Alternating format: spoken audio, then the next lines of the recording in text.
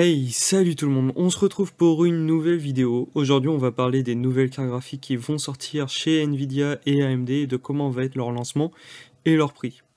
Nous avons vu lors de la sortie des séries 3000 de chez Nvidia une pénurie qui a duré vraiment très longtemps avec des prix qui se sont envolés vraiment très haut. Nous avons vu par exemple des 3080 Ti dépasser de très loin le prix MSRP d'une 3090. À son plus haut point, nous avons pu la retrouver dans les alentours de 2300 €. Aujourd'hui, avec la fin de la pénurie, on a pu la retrouver dans les alentours de 1000 € et la prochaine génération de chez Nvidia arrive à grands pas. Alors beaucoup de personnes ont mis ça sur le compte du minage de crypto-monnaies, et il n'y a pas que ça, hein, il y a eu aussi le Covid. Les crypto-monnaies ont fait quand même une bonne partie de tout ça. Et en plus de ça, les crypto-monnaies ont eu un effet de mode grâce aux réseaux sociaux. Il y a eu beaucoup d'influenceurs qui ont montré les gains qu'on pouvait avoir avec le minage des crypto-monnaies, et d'autres personnes qui ont montré l'accessibilité du minage. Donc il y a beaucoup de personnes qui se sont lancées dans le minage des crypto-monnaies avec des cartes graphiques, et les cartes graphiques de Nvidia étant beaucoup plus efficientes que celles de AMD, ils ont été un peu pris d'assaut par toutes les personnes qui commençaient à s'intéresser au minage. Les cartes AMD étant un peu moins performantes que celles de chez Nvidia, elles ont été un peu épargnées et leur prix était beaucoup plus correct que ceux de Nvidia. Donc ça c'était sympa, et les stocks étaient aussi un peu plus gros, on va dire, hein.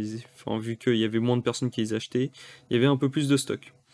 Mais avec l'arrivée de The Merge, le passage de l'Ethereum du Proof of Work au Proof of Stake, qui est donc l'impossibilité de miner cette dernière, il y a eu beaucoup de mineurs qui se sont orientés sur d'autres crypto-monnaies, mais celles-ci n'ont pas les épaules assez larges pour accueillir toute la puissance qui était disponible sur le réseau Ether. Et comme on peut voir là sur le site What2Mine, qui permet de calculer les profits du minage de crypto-monnaies en fonction de votre puissance de calcul, on voit clairement qu'aucune des crypto-monnaies ne soit rentable à l'heure actuelle à miner. C'est un bon point pour les acheteurs de cartes graphiques, pour tous les joueurs et tout ça. On aura peut-être un lancement qui sera un peu plus tranquille que les séries 4000, enfin 3000. Alors, je pense qu'il y aura beaucoup plus de stock pour les joueurs, hein. On n'a pas la crise du Covid, ils se sont peut-être un peu mieux organisés. En plus de ça, on n'a pas une grosse hype au niveau du minage des crypto-monnaies. Donc les séries 4000 normalement devraient sortir tranquillement. Alors il va falloir aussi s'attendre à voir un marché de l'occasion qui risque d'exploser si ça continue comme ça au niveau de la rentabilité du minage de crypto-monnaies. Par contre, il va falloir faire attention. C'est que beaucoup des cartes qui seront à vendre à ce moment-là, certes seront pas chères, mais il y aura de fortes chances qu'ils sortent d'une ferme de minage ou de quelqu'un qui minait H24, avec un petit rig ou quelque chose comme ça. Alors, les cartes de chez Nvidia seront annoncées lors de la GTC que Nvidia sont en train de faire à l'heure actuelle où je tourne la vidéo. Donc ça sert à rien que je parle vraiment des specs qui ont été leaks. Mais selon Fun Android, la RTX 4090 serait dans les alentours de 2200 €. Il y a un gros gap par rapport à la série 3000, hein. On avait un prix dans les alentours de 1500 €. Enfin, hors le Covid, hein, c'était le prix MSRP. Personnellement, je pense que Nvidia vont avoir une sacrée surprise si AMD font du bon boulot avec les RX 7000 et qu'ils proposent des meilleurs rapports prix-performance que Nvidia. Je pense que c'est le bon moment pour qu'AMD vienne en force sur le marché des cartes graphiques, hein, parce qu'ils en ont un peu perdu, et qu'ils fassent un comeback un peu de la même façon qu'ils ont fait un comeback avec les Ryzen, surtout avec la deuxième génération. Alors, il faut également prendre en compte qu'il y aura un constructeur en moins qui ne produira pas les RTX 4000. En effet, EVGA a annoncé qu'il ne produira pas les séries 4000 de chez Nvidia, par défaut d'une bonne relation entre Nvidia et le constructeur. D'après EVGA, Nvidia imposerait des prix limites qui ne seraient pas dans l'éthique d'EVGA. C'est dommage, hein, parce que le EVGA avait vraiment un bon service après-vente, hein. On en a entendu que du bien un peu à droite et à gauche. Alors selon également d'autres sources, les cartes d'AMD seraient plus performantes que prévu de ce qui avait été annoncé dans les leaks. Ce qui est à noter chez AMD, c'est le gros changement d'architecture pour les RX 7900 et 7800. Ils prennent une architecture MCM, c'est Multi-Chip Module. C'est le même type d'architecture qu'on peut retrouver par exemple dans les processeurs Ryzen. Il y aura également plus de cache que ce qui avait été annoncé dans des leaks selon overclocking.com.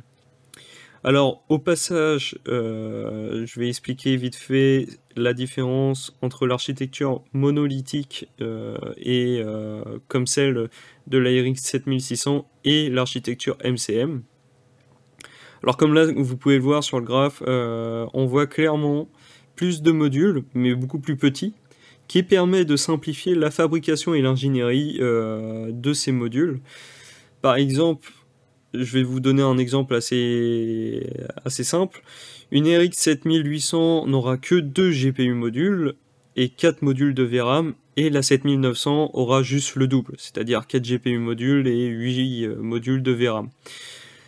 Alors, l'intérêt d'avoir ce type de conception, c'est qu'ils auraient juste à designer une seule puce, un seul GPU module, au lieu de faire plusieurs puces monolithiques et tout ça qui seraient attribuées à plusieurs gammes de cartes graphiques, comme ce que Nvidia font actuellement, hein.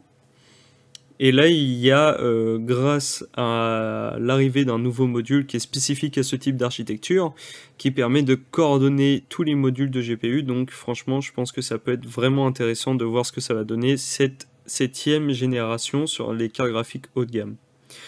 Alors, à mon avis, cette fin d'année sera pleine de surprises avec les sorties des nouvelles générations de cartes graphiques et de processeurs.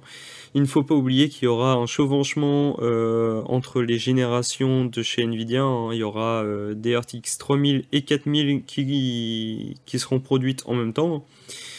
Il y aura également un nouvel acteur dans le segment des cartes graphiques.